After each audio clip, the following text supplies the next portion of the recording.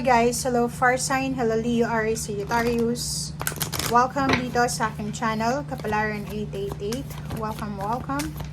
Alamin natin kung anong messages, vibration, gabay energy para sa inyong lahat.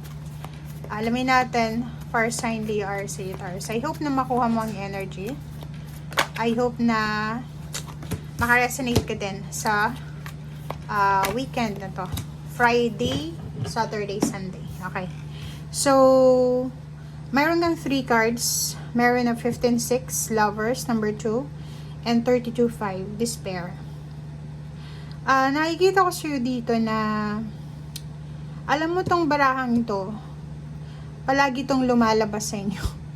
Hindi ko alam kung bakit, pero napansin ko lang from November siguro, November 2023 until now, nasa 5 pa rin kayo. 'Di ba? Parang mayroong iba sa inyo, pero hindi naman to resonated sa lahat It's either mayroong 5, 4, or 6 na ganito yung situation. Pero hindi lahat. Leo, Aries, Sagittarius, siguro mayroong iba sa inyo na sobrang desperada na makahanap ng trabaho. Kasi siguro, nag-a-apply sila ng trabaho, pero parang medyo nawawalan na sila ng pag-asa kasi puro rejections, puro negative result, negative outcome yung nakukuha nila. Okay? So, sa usaping financial, kasi ito financial, ito family, ito relationship. So, sa usaping financial, siguro, yun yung medyo tagilid sa buhay mo. Medyo tagilid siguro merong iba sa inyo dito na may trabaho, pero hindi siya masyadong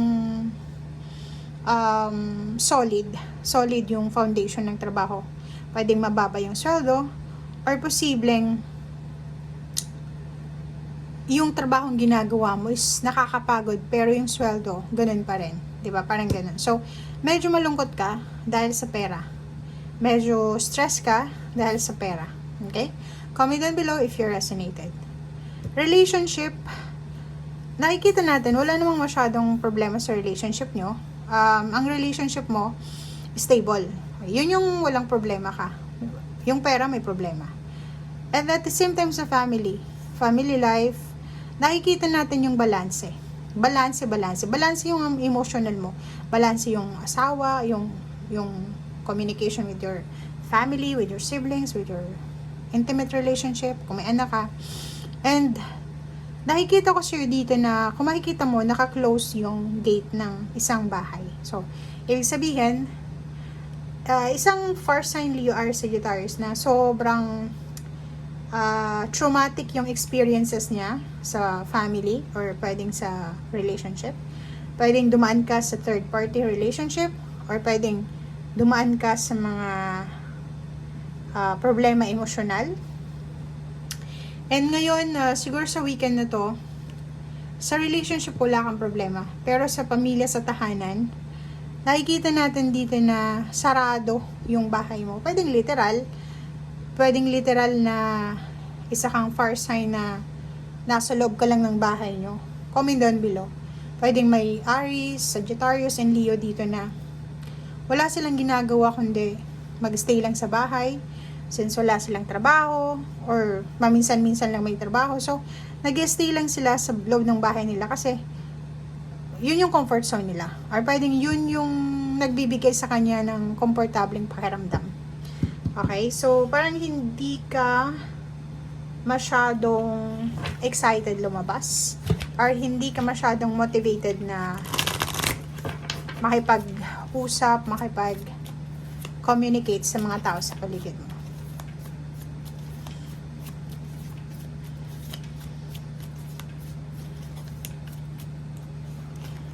Okay. So, 2 cards tayo. First quarter moon in Gemini. Wow. So, nakikita natin, especially doon sa mga Leo, Aries, Sagittarius na parang feeling nyo useless na yung ginagawa nyo. Yung parang feeling nyo, lahat ng ginagawa nyo, sorry sa word, pero parang feeling nyo, walang improvement. 'Di ba? Parang ganun. Sinasabi ng baraha, huwag kang masyadong mag self-pity. Huwag kang masyadong maging negative. Huwag kang masyadong mag-self-pity na isipin mo, lahat na lang ng negative pumasok sa akin, ganito, ganyan. Wag mo yun na gagawin. Okay? And, sinasabi sir dito ng New Moon in Taurus na lakasan mo yung loob mo. Okay? Lakasan mo yung loob mo. And at the same time, wag kang matatakot. Okay? Alisin mo din yung takot mo. Kasi, parang sinasabi ng barahan na masyado kang natatakot sa kung ano yung mangyayari sa hinaharap. Lalo na yung iba na hirap maghanap ng trabaho.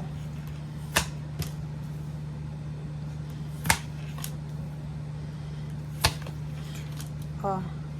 So, kung makikita mo dito, merong tower moment. So, kasalukuyan ka sigurong may pinagdadaanan na tower moment. Yun, may nawala ng trabaho. Kung ano man to, sabi sa'yo ng baraha, dapat daw is mag-focus ka this weekend. Focus ka na sa new beginnings. Like, for example, hindi ka naging lucky sa lugar na yan. Like, sa isang company, nagtrabaho ka tapos, or sa isang lugar, tapos feeling mo, stagnant ka dyan eh. Feeling mo, walang nangyayaring maganda. Palaging negative. Palaging stress yung dala sa'yo. Di ba yung may ganun? May lugar na hindi talaga papabor sa'yo. Kahit anong gawin mo, kahit anong pilit mo, talagang hindi ka saswertehin. Parang ganun. So, dito sa barahang to, sinasabi ng barahan na siguro may iba sa inyo na tanggap nyo. Tanggap nyo na nasa sitwasyon kayo ng ganyan. Tanggap nyo yung kung ano yung hindi nyo makuha, yung kasalukuyan yung sitwasyon.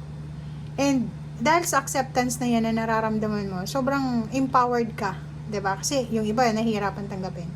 And dito sa barahang ito sinasabi na since tanggap mo naman na hindi ka lucky sa lugar na yan, sa business na yan, sa work na yan, sa relationship na yan, posibleng makaisip ka ng bagong ideas na like mag-travel, lumipat ng tirahan, lumipat ng trabaho, umalis, mag-ibang bansa, hanapin yung kung saan ka nababagay or kung saan mo makukuha yung financial stability and success.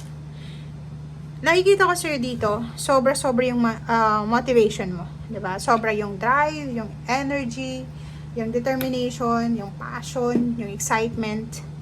Dahil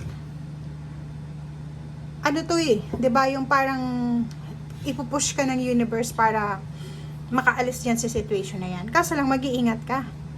Kasi may mga taong nakapaligid sa'yo na instead na i-motivate ka, dinadown ka nila. 'Di ba? May mga attachment ka eh. It's like barkada, kaibigan, pamilya. May mga tao sa paligid mo na, like for example, gusto mong makaalis sa bisyo. May mga tao sa paligid mo na instead na ganunin ka, alisin ka dyan sa bisyo na yan, mas pinupush ka pa nila. 'Di ba? So, nakikita ko sir dito, ito lang yung temptation.